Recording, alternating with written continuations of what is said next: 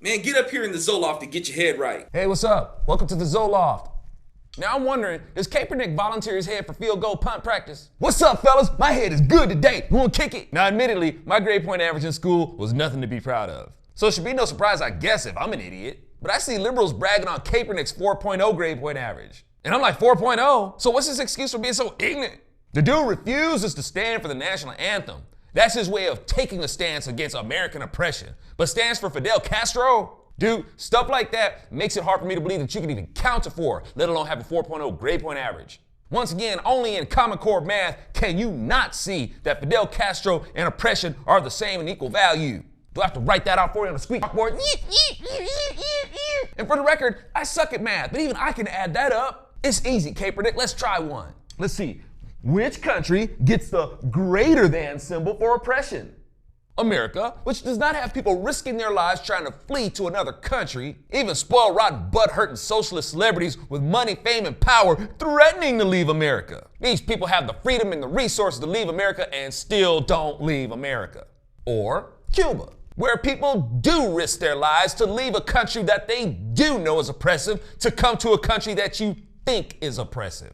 Which country gets the greater than symbol for oppression? I know I shouldn't ask you because you're gonna get the answer wrong anyway, being that you're politically dyslexic and all. You live in a country where you're free to give the flag the middle finger while being paid millions of dollars to do what you love, and you wanna whine and butthurt about oppression.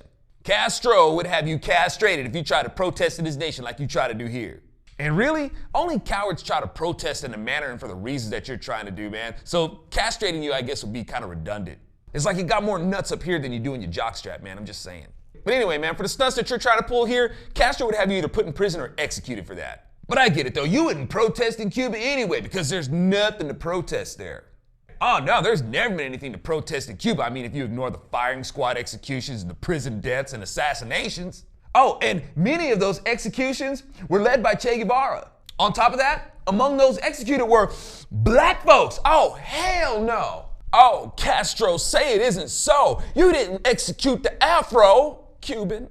Oh, and for the record, Kaepernick, you and these thugs that you standing for, y'all don't think like Malcolm X. Y'all think more like the black nationalist socialist who shot Malcolm X. And I'm sure you'll ignore the not-so-warm sentiments that Che Guevara had for black folks, too. Cuba is notorious for having black slaves in their history. But I guess that you think that black slavery in Cuba was a sweet experience because they had to work out the sugarcane fields. Ignore that Cuba is among the worst in the world for violating human and civil rights. We can overlook that because Cuba invests so much in education.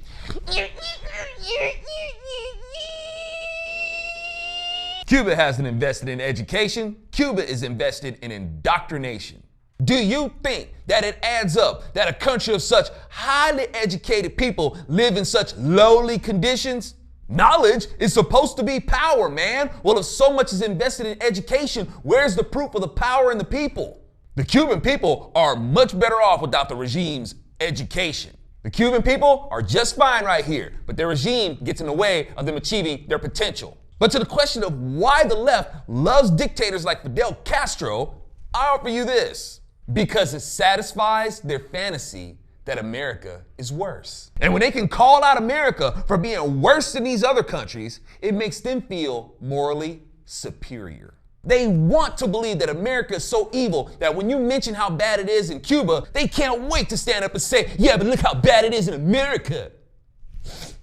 Oh, I feel the quickening of moral supremacy coming on. Ooh. And of course, they show their ignorance by making statements like that. As far as liberals are concerned, every other country is better to its people than America is.